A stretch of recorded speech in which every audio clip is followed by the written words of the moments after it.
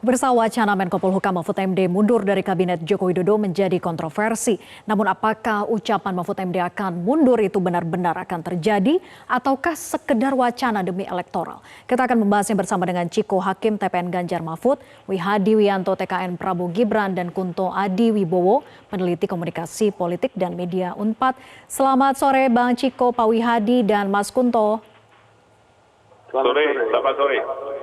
Baik, saya boleh ke Bang Ciko dulu ya. Bang Ciko, jadi kapan Pak Mahfud ini akan resmi mengundurkan diri dari kabinet? Karena sebelumnya kan mengatakan sedang cari waktu yang tepat untuk mundur.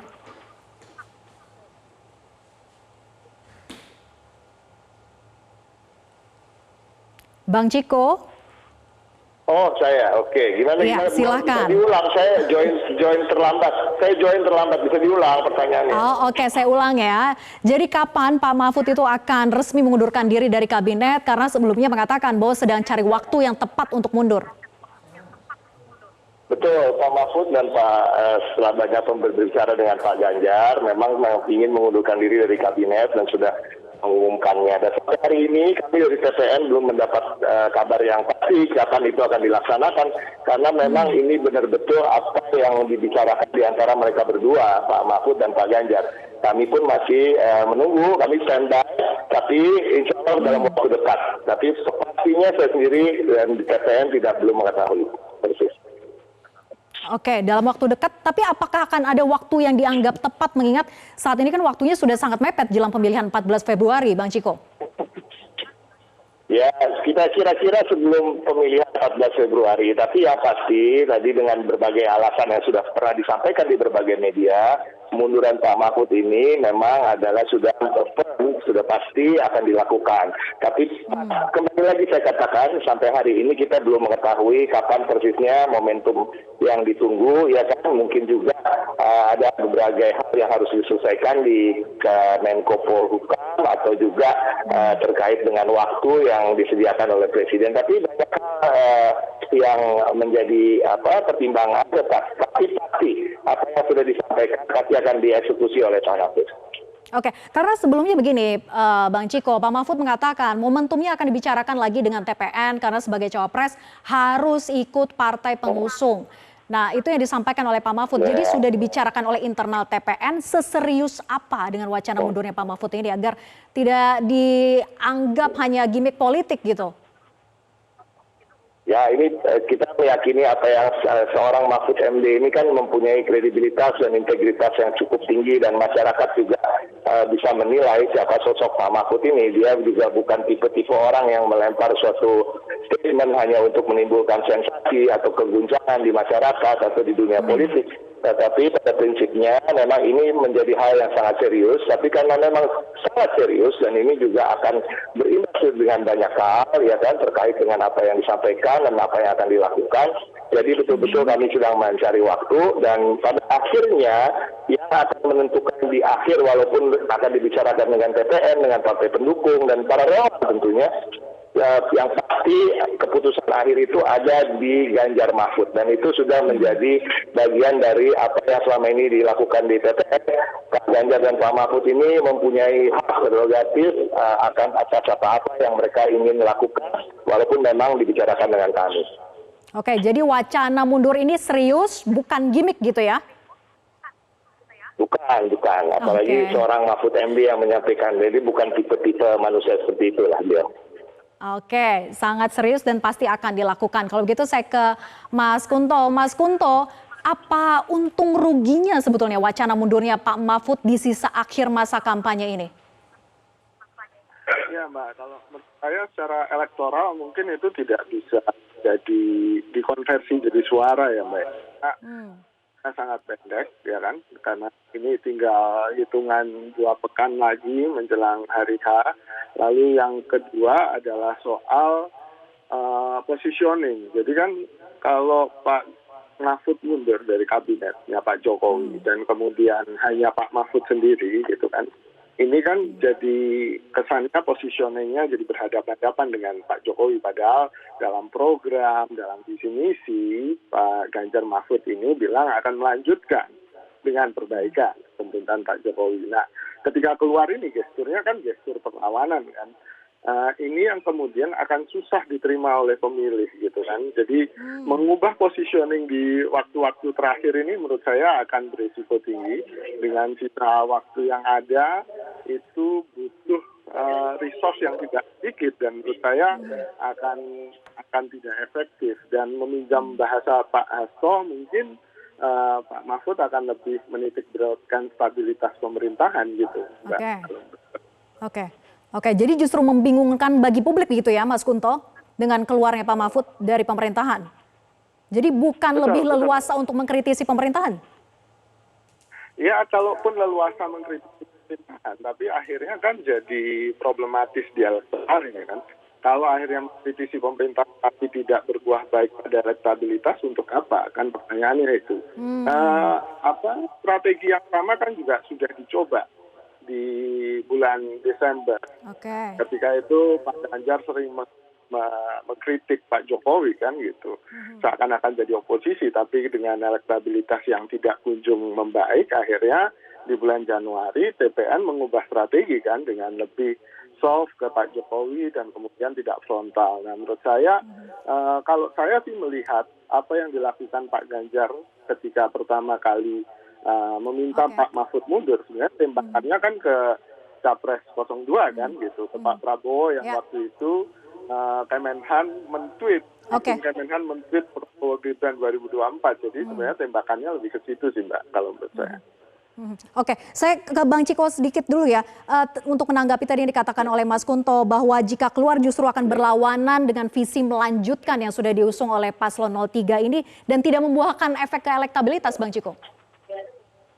Ini sama sekali enggak. Jadi saya harus kembali kepada kronologis apa yang menjadi pertimbangan dari Pak Mahfud untuk akhirnya memutuskan untuk akan mundur dari kabinet. Satu ya, Pak Mahfud ini sebagai orang yang punya sosok yang berintegritas, yang diketahui oleh publik, ya kan, baik dengan dari kawan maupun lawan, saya yakin mengakui integritas seorang Mahfud MD. Nah, beliau ini memang sudah berusaha keras selama musim kampanye tidak menggunakan fasilitas negara. Beliau sudah mencoba juga mencontohkan kepada menteri-menteri yang lain, pada pejabat-pejabat negara yang lain. Tapi dalam perjalanannya itu juga justru tidak diikuti contoh-contoh yang dia lakukan. Seperti kita ketahui banyak sekali menteri-menteri yang menggunakan fasilitas negara melakukan kampanye-kampanye walaupun memang mereka mencari ruang untuk tidak seakan-akan melanggar aturan yang tertulis. Tapi ketika mereka membagikan bansos, mengatasnamakan itu bansos dari Jokowi pribadi, ya bukan bansos dari negara dan lain-lain. Dan ketika mereka harus memilih Gibran untuk dapat melanjutkan program bansos ini dan hal-hal seperti itu adalah sebuah pelanggaran dalam sebenarnya dalam kampanye. Kalau kita pelanggaran betul, pelanggaran etika maupun moral dan atas azas kepatutan. Dan ini terus menurut dilakukan. Dan Pak Mahfud mulai jengah dan merasa dia juga dengan intensitas kampanye yang semakin dekat ini dan dia harus melakukan begitu banyak kampanye, dia tidak mau terjebak untuk akhirnya menjadi bagian dari orang-orang yang melakukan pelanggaran kampanye baik disengaja maupun tidak disengaja. Jadi prinsipnya adalah bukan elektoral, sama sekali bukan. Prinsipnya adalah ini adalah kejengahan dari seorang Mahfud MD. Dia ingin supaya integritas dan kredibilitasnya itu terjaga. Dan pemilu ini juga agar dijaga kredibilitas dan integritas. Iya, saya ke Pak Wihadi. Pak Wihadi, jika benar bahwa Pak Mahfud akan mundur, tadi katanya serius sedang dibahas begitu ya, apakah Pak Prabowo juga akan mundur? Kan sudah ada aturannya bahwa menteri tidak harus mundur, dan kenapa kalau Pak Mahfud mundur, Pak Prabowo harus mundur? Kan itu merupakan hak masing-masing. Jadi saya kira kalau memang Pak Mahfud mau mundur, silahkan saja. Ya kan, jadi kalau mau mundur, kenapa baru sekarang juga? Kenapa nggak kemarin-kemarin juga mau mundurnya gitu kan? Silahkan saja kalau memang mau mundur.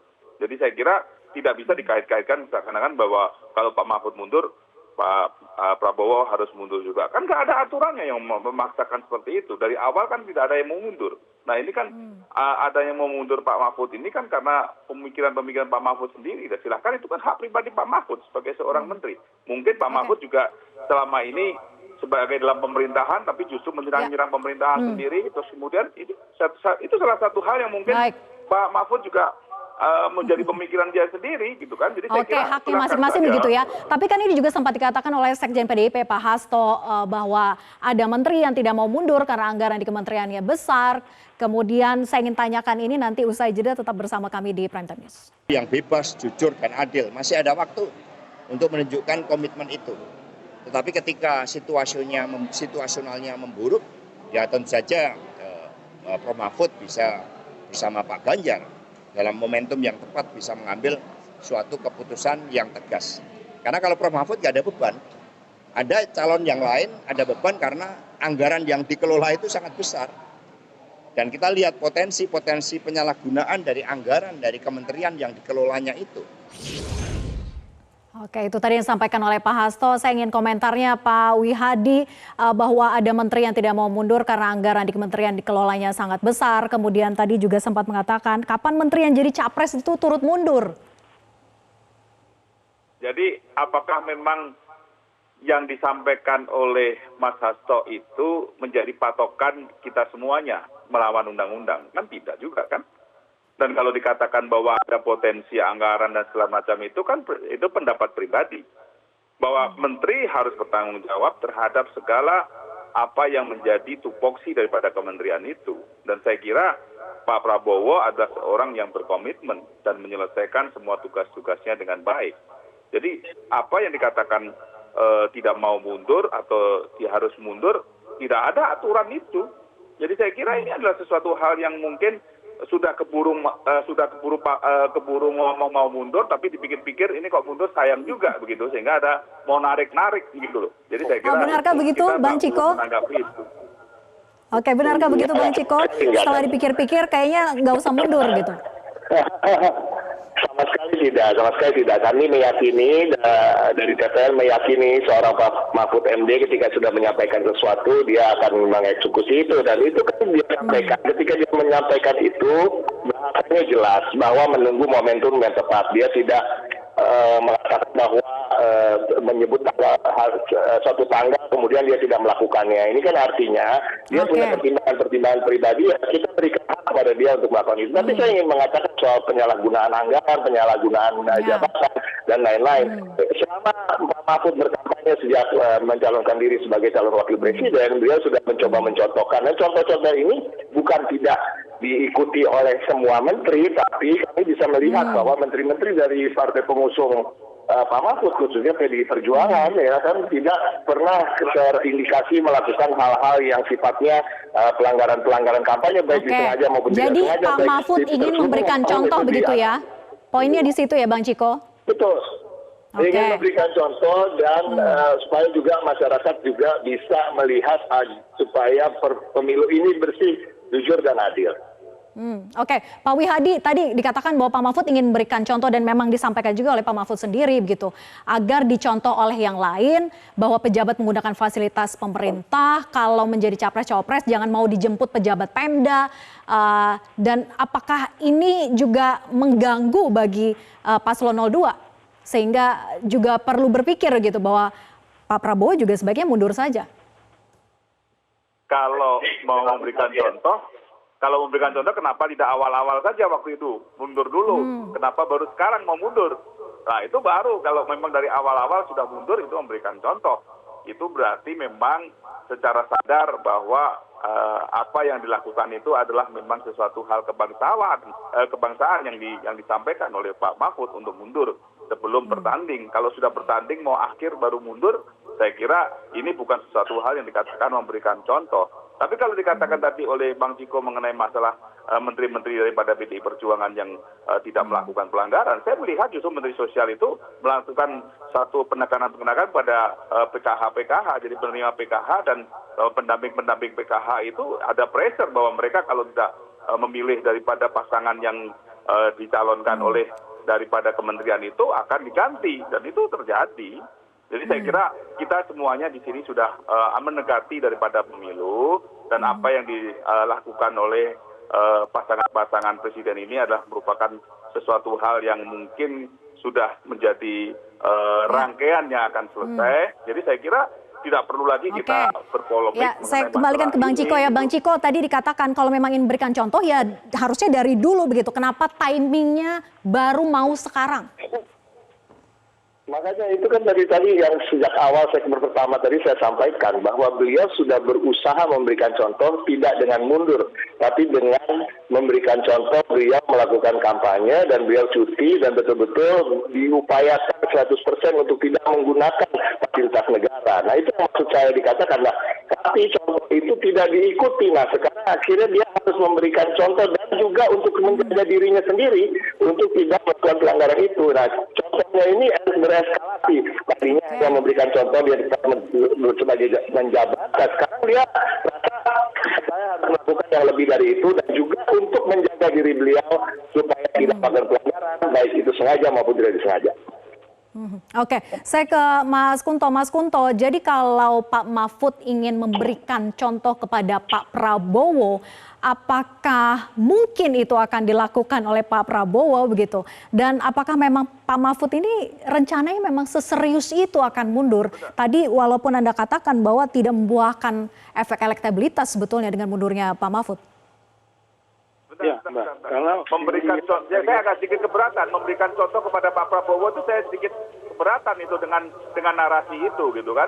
Itu nggak bisa mengatakan suatu hal yang mesti harus dilakukan. Oke, saya bertanya ke Mas Kunto, Pak Wihadi. Iya betul, Pak tetapi Wihadi narasinya itu sudah memojokkan gitu loh. Gitu. Iya, oke. Jadi, Silakan, Mas saja, Kunto. Walaupun Pak mundur, tentu Pak Prabowo masih terus dan tidak ada kewajiban moral apapun untuk Pak Prabowo untuk mundur kan.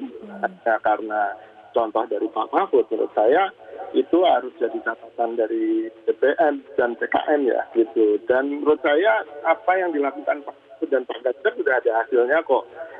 Kita lihat bagaimana Presiden Jokowi kemudian mengeluarkan pernyataan yang kontroversial kan, sampai harus melakukan siaran pers tadi siang, tadi sore gitu kan. Dan itu kan menjadi sentimen negatif di media sosial dan pemberitaan terhadap presiden dan juga ke pasangan calon kedua juga sudah ada.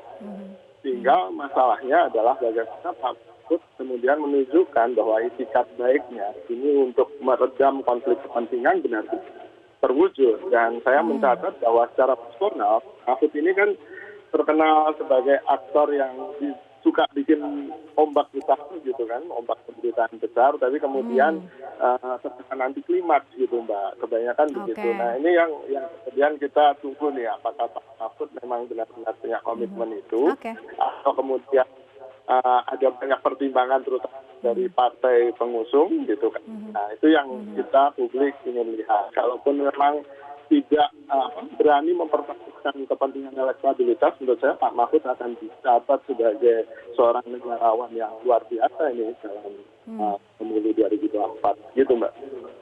Oke, tapi singkat serius atau tidak menurut Anda? Akan pasti dilakukan tidak? Jelang waktu yang sudah singkat ini. Kemungkinan dilakukan, tapi kemungkinannya mungkin tidak terlalu besar ya Mbak ya, gitu. Karena kalau dari sisi waktu, sisi momentum tidak ada yang menguntungkan bagi untuk melakukan itu. Oke, kemungkinannya tidak terlalu besar, tapi kita lihatlah ya. Tadi katanya sangat serius dan pasti akan dilakukan. Kita tunggu bagaimana perkembangan ke depan. Terima kasih Mas Kunto, kemudian juga Bang Ciko dan Pak Wihadi. Selamat malam. Jelajahi cara baru mendapatkan informasi. Download Metro TV Extend sekarang.